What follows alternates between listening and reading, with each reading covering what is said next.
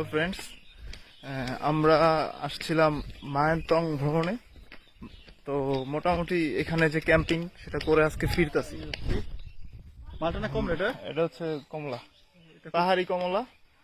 পাহাড়ি সমস্ত জিনিসই ভালো সবসময়, বিশেষ করে মারফাটা হচ্ছে আরো বেশি ভালো। আমার ফ্রেন্ড আছে, হচ্ছে Rakib, hi guys.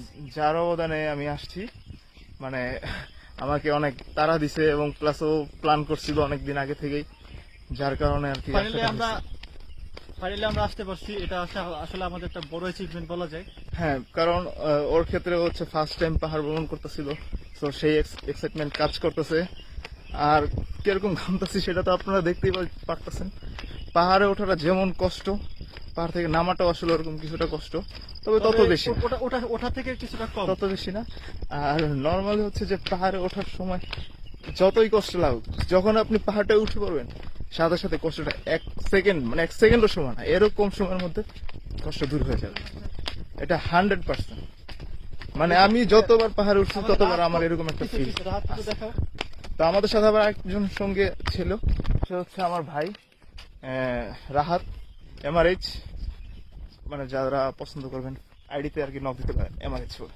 MRH, MD Rahat Hossain, Mohammad Rahat Hossain. মানে ও ছিল সাথে, আমরা কি বলবো যে মানে খুব মজার ভাবে সময় পাস করছি।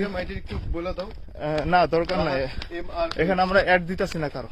যাই হোক, এরপর নর্মালি এটা হচ্ছে সম্ভবত একটা পাড়া, মুরং পাড়া। আই থিঙ্ক মুরং পাড়াদের সম্ভবত খামার হতে পারে, কিন্তু তাদের বাড়ি আছে সম্ভবত নিচের দিকে বাড়ি। আর একটু নিচে গেলে আমরা বাড়ি পাবো। পাহাড়ে ওঠার ভিডিওটা হয়তো করা হয় নাই, কিন্তু ব্যাপারটা হচ্ছে যে নামার সময় আমি যতটুকু পারি ট্রাই করতেছি আপনাদেরকে বুঝানোর। কোন দিকটা?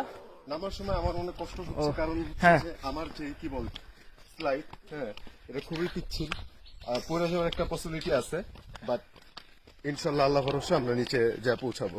তো যাই হোক, আমি যেটা বলতেছিলাম, আমাকে ফলো করলে আমি ফলো ব্যাক করবো, রাতে নটি টেক্সট দিব। যাই হোক, বাদ দেন।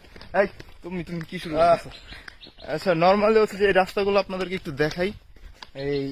এই যে এরকম উঁচু রাস্তা থেকে আমরা নামছি, তো এরকম আরো প্রচুর খাড়া ঢাল আছে, আরো প্রচুর এরকম খাড়া ঢাল আছে। আর এই যে সম্ভবত মুরং পাড়া, মানে এখানে আদিবাসীরা থাকে আলাদা আলাদা ভাবে, উপজাতি আদিবাসী তাদের।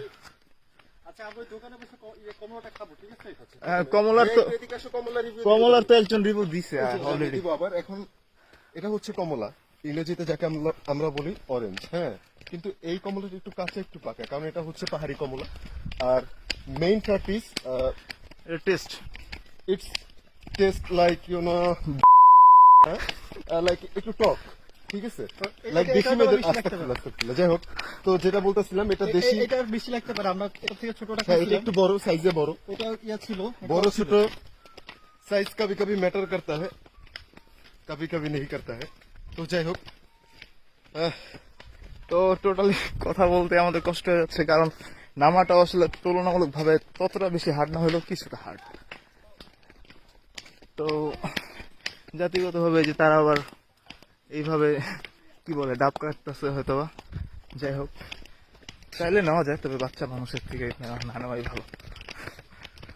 আমরা কালকে তো দোকানে বসছিলাম, পাহাড়ি জীবজন্তু এই যে হয়তো তারা খুবই ডেঞ্জারাস, আমি এদের ভয় পাই। হয়তো তারা পালন করে আর কি এইগুলো।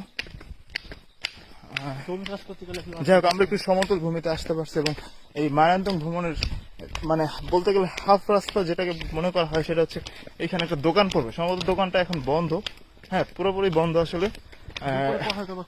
দুপুরের পর খোলা থাকতে পারে। ও আজকে বাজার আছে, এর জন্য বন্ধ। হ্যাঁ, আজকে রবিবার। The view is mesmerizing. আমরা এখানে বসবো লাইক রবিবার আর মঙ্গলবার সম্ভবত তাদের বাজার বসে, পাহাড়ি অনেক খাবার দাবার বিক্রি করা হয়।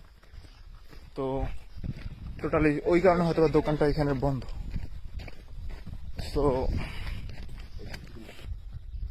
তো যাই হোক, এটা হচ্ছে একটা রেস্টিং প্লেস, হ্যাঁ।